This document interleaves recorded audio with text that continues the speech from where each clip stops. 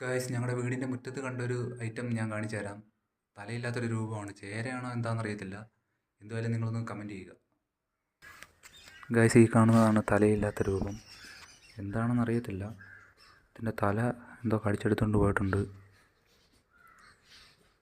ഇതിൻ്റെ അടിയിലാണെങ്കിൽ ചെല്ലി പോലത്തെ ഐറ്റംസൊക്കെ കാണുന്നുണ്ട്. നല്ല വാടയുമുണ്ട്. കീരിയോ പൂച്ചയോ എല്ലാം കൊണ്ടിട്ടതായിരിക്കാം.